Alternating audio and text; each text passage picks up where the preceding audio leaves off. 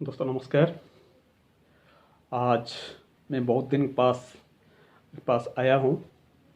तो पहले अभी तो कोरोना का जो सेकंड फेज चल रहा है, मैं सबका तहे दिल से सबका सुस्त होने का कामना करता हूँ और सबको रिक्वेस्ट करता हूँ कि आप अपना घर में रहिए, सुस्त रहिए और जो जो प्रिकॉशन है कोरोना का वो सब आप लीजिए और जब बाहर जाइए तो मास्क पहन लीजिए।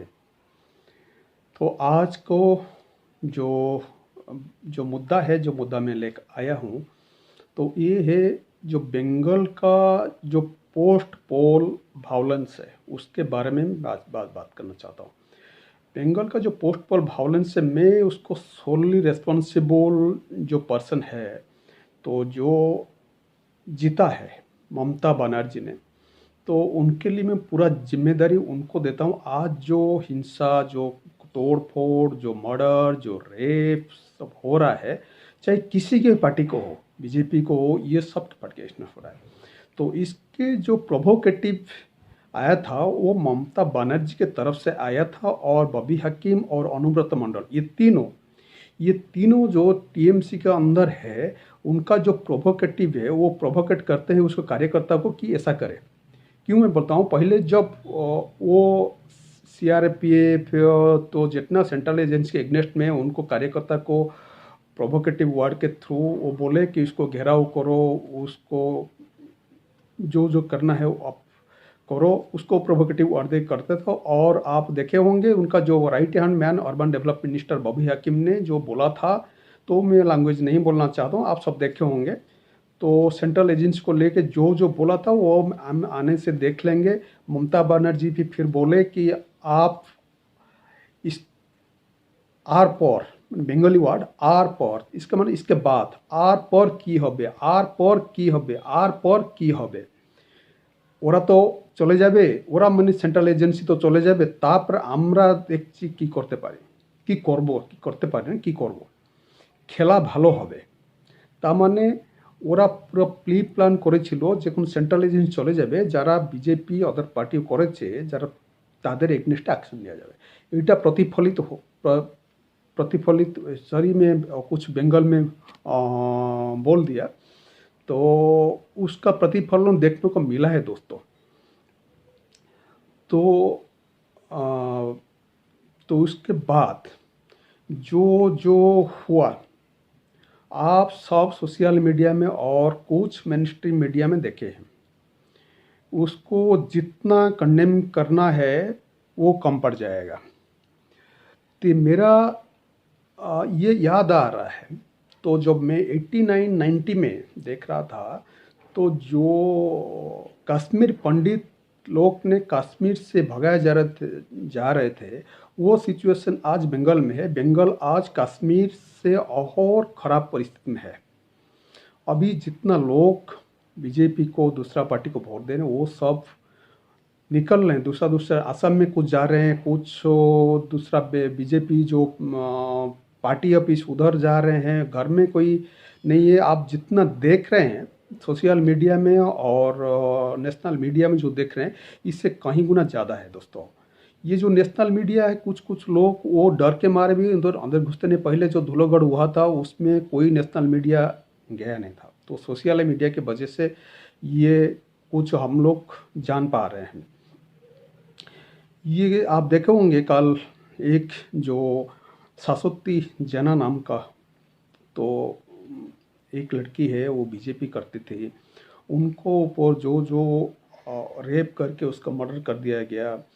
फिर उसका जो एक एनिमल लवर था अभिजीत सरकार, उसको आप वीडियो देखेंगे, किसको उसको डॉग, जो पेट डॉग, उनको सब मार दिए, और लास्ट में जब वो वीडियो बनाया उसको भी मार दिया गया।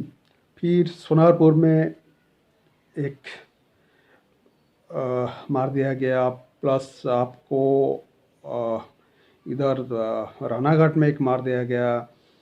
तो बहुत सारे मार दिए गए। आप लोग किसको लूट, किसको दुकान सब लूट करके ले जा रहे हैं, ये पूरा संसार कर देने वाला मामला है, लेकिन उसमें ममता बनर्जी जो 2 दिन के आज उनको शपथ ग्रहण में लेने के बाद उनको एक्शन ले, पहले जब chief minister acting chief minister वो है तो वो कुछ एक्शन नहीं ले रहे। पूरा वीडियो में जो देख रहे हैं उसको एग्नेस्ट में जो लड़का है सब वीडियो में देख रहे हैं, उत्पात मचा रहे हैं, उसके एग्नेस्ट में अभी तक कोई ना एफआईआर हुआ ना कोई अभी तक अरेस्ट हुआ।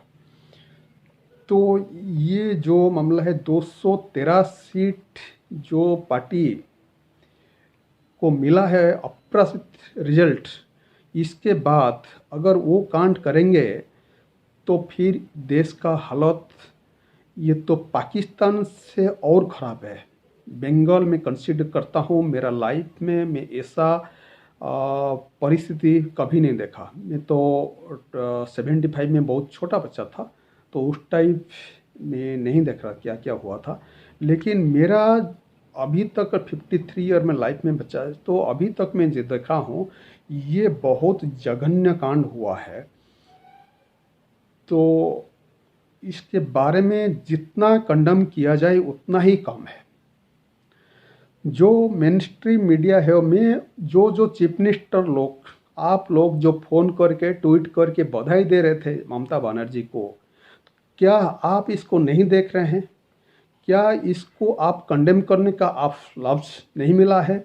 चाहे वो शरद पवार जी हो, चाहे उद्धव ठाकरे जी हो, चाहे आपको अरविंद केजरीवाल में, मेरा स्टेट में चीफ मिनिस्टर नवीन पटनायक की जो बने वो शांत, नवीन पटनायक थोड़ा शांत, वो इसमें पढ़ते नहीं ज़्यादा, लेकिन उसको भी कंडेम करना चाहिए। तो मेरे हिसाब से वो इतना कंट्रोवर्सी में जाते नहीं हैं, तो मैं इसको भी एक्सक्यूज नहीं मानूंगा। तो जब आप बधाई दे रहे हैं तो जो अच्छा काम हो बधाई दे रहे हैं, तो जब खराब काम हुआ उसको आप कंडेम कीजिए, मेरा ये अपना सोच है। तो जो कुछ मेन स्ट्रीम मीडिया तो उसको थोड़ा लाइटली कवर कर रहे हैं। जैसे देखिए उत्तर प्रदेश में एक छोटा सा घटना हुआ था, हाथरस का घटना हुआ था, उसको जोगी के लोग के जो लोग ये लोग फॉल्स था वो, इसको लेकर आज तक एबीपी जो किए तो आप देखे हैं, इसको जो रिपब्लिक तो कुछ किया नहीं, तो आज वो लोग दूसरा मंशा था एनडीटीवी, ये सब जो मिनिस्ट्री मीडियम का वो लोग पूरा लेके चलते। लेकिन आज वही मीडिया इसको लेके एक अच्छा, चलो न्यूज़ दिखा देते हैं ठीक है, लेकिन जब डिबेट के ऊपर अच्छा डिबेट है उसको ऊपर डिबेट नहीं करते हैं।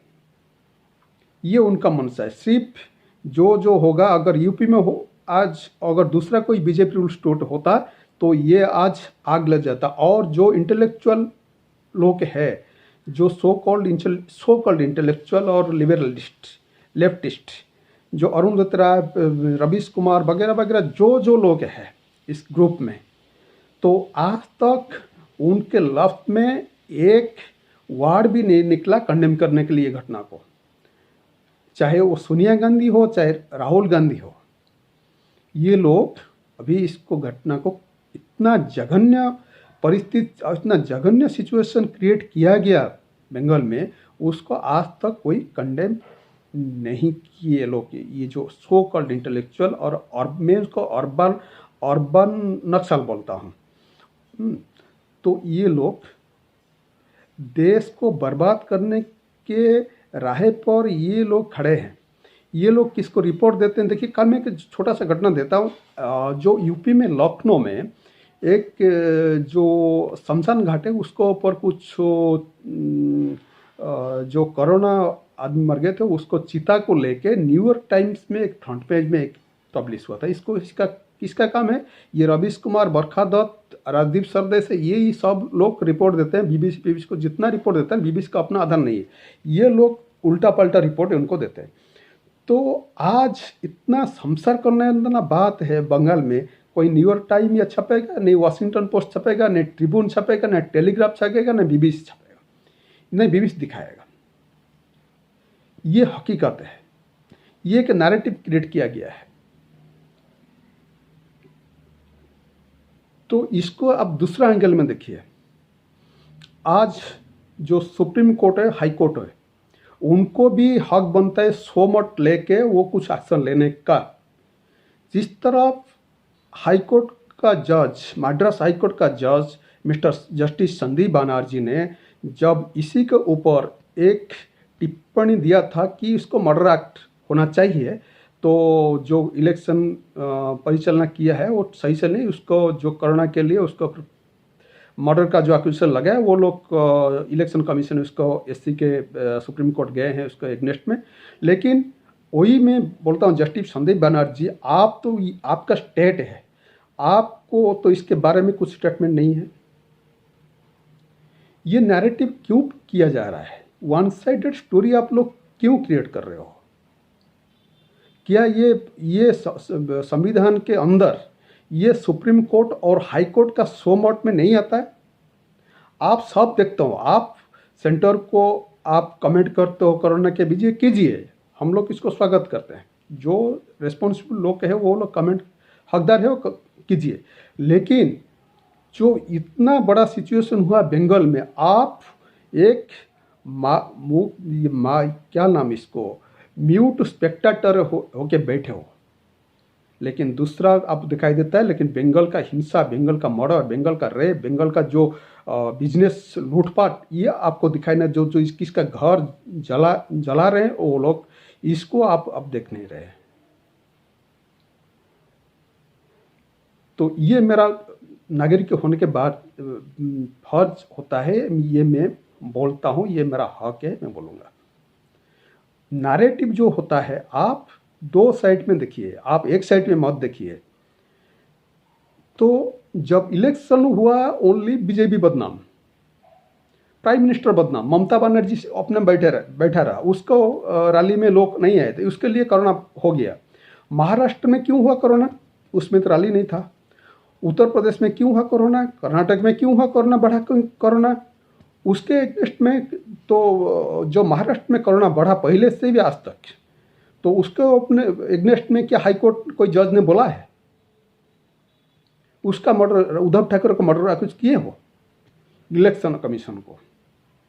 ये नैरेटिव नहीं किया जा रहा है। तो मैं बोलता हूँ, अगर कोर्ट, तो ये मेरा राइट है, कोर्ट अगर कोर्ट ऑफ कंटेम्प्ट इसमें लगा सकता है तो मेरा कोई जो लगाएगा। मेरा ये सच्ची बोलता हूँ। तो मैं जानता हूँ ये कोर्ट के एगेंस्ट में बोलना, तो एक नागरिक होने के नाते मैं ये मेरा पर्सनल व्यू है, मैं बोलता हूँ। तो वही बात है। फिर आ गया जुड़ी से एक बात है, अब इनको देखिए, जो तृणमूल कांग्रेस का जो ईगोस्टिक है, तो चाहे उनका जो लीडर ममता बनर्जी से स्टार्ट करके बबी हकीम, अनुव्रत मंडल, महुआ मित्र, आपका जो डेरेक, इनको लैंग्वेज देखिए, क्या रफ लैंग्वेज, क्या ईगोस्टिक लैंग्वेज है। इसके अगेंस्ट में अगर कंपेयर करेंगे दोस्तों, हम लोग का स्टेट में नवीन पटनायक बोलता है उसको कंडेम करने के लिए, लेकिन नवीन पटनायक 25 ईयर हो गया उनको होने वाला है, तो उनको धैर्य देखिए। लेकिन आज तक उनको जो सहिष्णुता है, जो उनका लैंग्वेज है, उनको देखिए, उनको फॉलो कीजिए। लेकिन इतना वोट लोग पसंद करने के बावजूद उनका ईगोस्टिक नहीं है। ये ममता बनर्जी ने उनसे, हमारा जो चीफ मिनिस्टर नवीन पटनायक से कुछ सीखना चाहिए। तो इसके मामले, सिंप्लिसिटी के मामले में, तो उनको जो इतना उल्टा पल्टा स्टेटमेंट एक चीफ मिनिस्टर होने के बाद है कि प्राइम मिनिस्टर को साला बोलेंगे, यही आपका लैंग्वेज है। आप इलेक्शन कमीशन को कमेंट करेंगे, तो आपका जो सीट है जो हार गए हो, तो इसके बाद में आप इलेक्शन कमीशन को रिकाउंटिंग नहीं, अगर 213 सीट में आप जीते हो, अगर बीजेपी इसको बोलेगा हम रिकाउंटिंग, तो बीजेपी अभी तक ने नहीं किया, तो बोला जनता ने जो राय दिया हम स्वीकार करेंगे। तो आपका एक नंदीगढ़ का एक सीट, तो इसमें आप जेन्युइन हारे हो, तो फिर बोलते हैं आप रिकाउंटिंग करो, फिर इसको इलेक्शन के बाद इलेक्शन का तो आप बदनाम करो। अगर इलेक्शन कमीशन अगर बदनाम होता, इलेक्शन कमीशन तो 215 सीट बीजेपी को देता ना, फिर आपको क्यों नहीं दिया? अगर यही इलेक्शन कमीशन अगर नंदीग्राम में घोटाला कर सकता है, तो फिर तो इलेक्शन कमीशन 213 जो सीट है आपका, उसमें तो घोटाला कर सकता था। कोई जवाब है ममता बनर्जी आपके पास? तृणमूल लोग जो स्पोक्स पर्सन बैठे हो, अनिर्बाण और जो क्या नाम मंडल, उनका लैंग्वेज तो सुन के उनका एक ही स्पोक्स पर्सन आता है, तो सुपर्णोदा, मैं इनको लाइक करता हूँ, उनको लैंग्वेज बहुत सॉफ्ट है और बहुत अच्छा बोलते हैं। लेकिन बाद बाकी जो स्पोक्स पर्सन आते हैं ना, चाहे अनिर्बाण जी हो और प्रोफेसर मंडल हो, चाहे जितना भी हो, रिजू जी थोड़ा ठीक है, तो बोलते हैं, थोड़ा पॉइंट देख बोलते हैं, लेकिन ये जो सब आते हैं उसका ईगो इतना बढ़िया है। वो बोलते हैं, मीडिया को धमकी देते हैं। कल जी मीडिया के साथ प्रोफेसर मंडल ने धमकी दिया, बोला आपका हालत भी ऐसा होगा।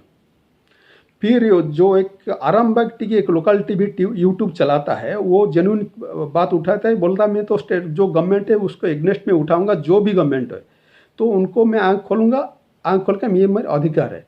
तो उसको जो पिताजी एक दुकान किए थे आरामबाग में, तो उनका दुकान को जाके वो उनका बाबा को जाके बोला कि आप दुकान बंद कीजिए, जब ममता बनर्जी अच्छा होगा तो आपका दुकान खुलेगा। तो मतलब जब शफीकुल इस्लाम आरामबाग की टीवी का वो जो बोलेगा कि आपका फॉर्म में बोले, तो उसका बाबा का दुकान आप खोलेंगे। यही नैरेटिव आप लोग क्रिएट कर रहे हो बंगाल में। ये कितना खतरनाक है डेमोक्रेसी के लिए, कितना खतरनाक है, आप सोच नहीं सकते हो। तो ममता बनर्जी, आप जो वाइट साड़ी पहने हो ना, पहले इज्जत था हम लोग का, लेकिन आपका इज्जत अब नहीं रहा, तो वो वाइट साड़ी आप मत पहनिए। तो वाइट साड़ी में जो आप सफ़ेद साड़ी पहने हो, उसका अंदर जो खून का छींटा लगा है ना, वो मिटेगा नहीं। सारा जीवन तक, सारा जिंदगी तक ये जो सफ़ेद साड़ी का खून छींटा आपको पर नहीं मिटेगा। जो गरीब आदमी का आंसू आपके ऊपर ये अभिशाप बनकर आएगा, ये याद रखिए, ये याद रखिए, अभिशाप बनकर आएगा। जो गरीब आदमी का जो आंसू, जो उसको इसका बिजनेस सब तोड़ फोड़ किए हो, उसका जो आंसू निकल रहा है, ये आपके ऊपर गिरेगी। ये मैं दावा के साथ कहता हूँ। कोई भी आदमी अगर घमंड होता है, अगर कोई नुकसान करता है दूसरा आदमी का, दूसरा आदमी अगर उसको अगर पूरा अंतर से अगर उनका आंख से कोई आंसू निकलता ना, उसका इफेक्ट जरूर पड़ता है किसका ऊपर, जो नुकसान किया है।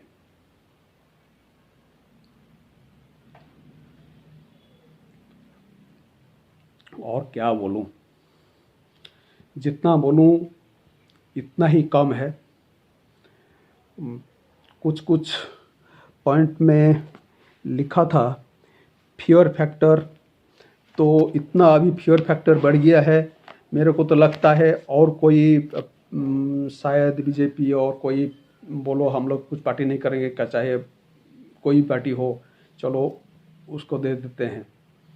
ये मेरा अपना सोच है। आज देख के, जो सिचुएशन देख के, मीडिया वाला भी नहीं जा रहे हैं, तो उसका लाइफ में रिस्क है।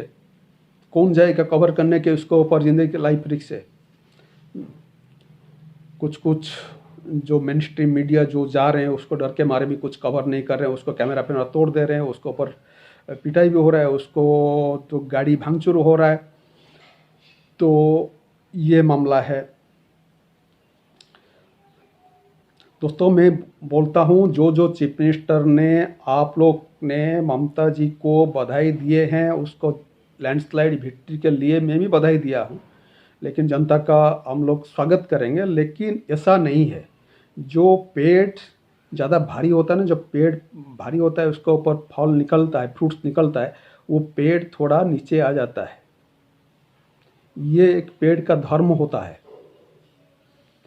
जो आपको मैंडेट दिए हैं वेस्ट बंगाल लोग 213, तो उसमें आप सर झुका के इसको नमन करने चाहिए था, ना कि उसको तोड़ फोड़ करने चाहिए था। जो आप चीफ मिनिस्टर हुए अभी, वो सबका चीफ मिनिस्टर हो। अभी तृणमूल का चीफ मिनिस्टर आप नहीं हो, आप बंगाल का चीफ मिनिस्टर हो। आप बंगाल, सब आदमी आपके लिए प्रजा है, आपको न्याय दिलाना सबके लिए, लेकिन ओनली तृणमूल के लिए ही नहीं कि बीजेपी की एग्नेस्ट जाओगे। ये है हकीकत।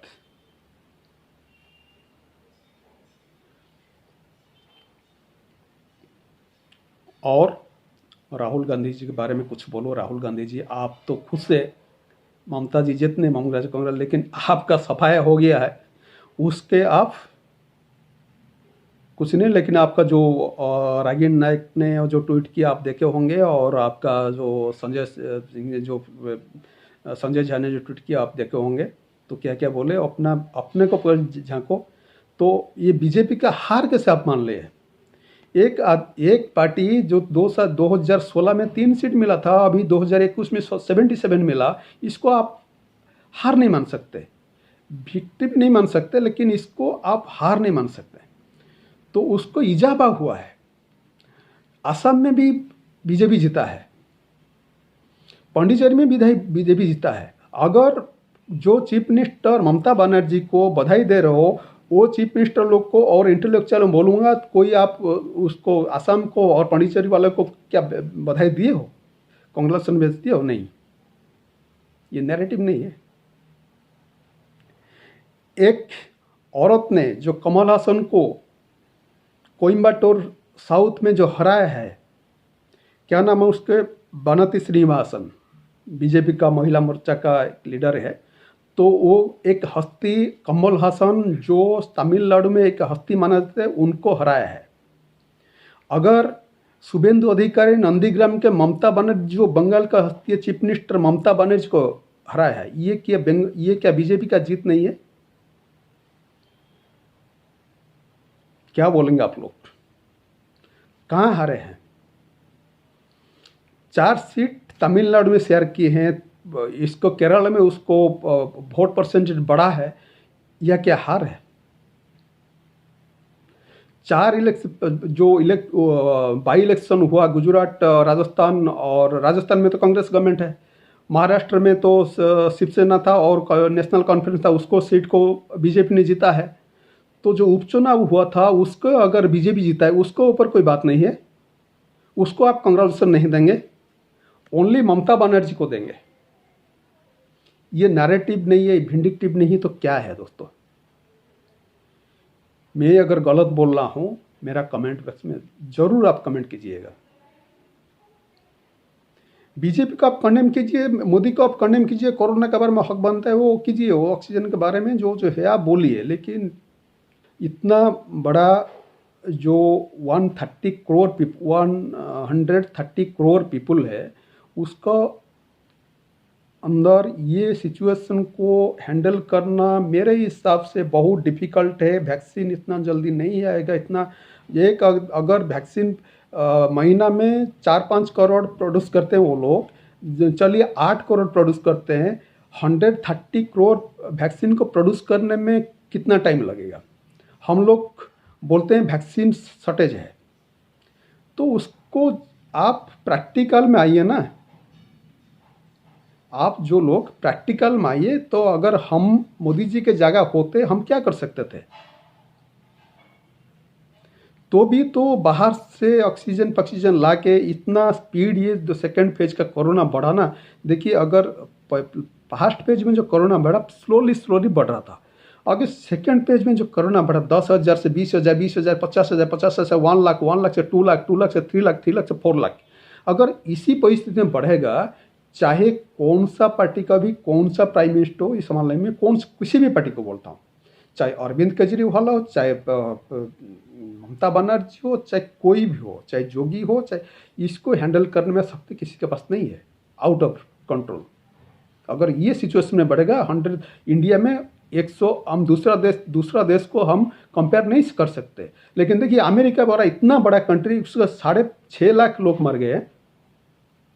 तो यूरोप में जो 4-5 करोड़ आदमी, एक उसको 1.5 लाख रुपये लोग मर जाते हैं। ब्रिटेन में, जर्मनी में करीब 1 लाख लोग, रसिया में देखिए 1 लाख लोग, तो ब्राज़ील में सेकेंड हाईएस्ट, ये देखिए।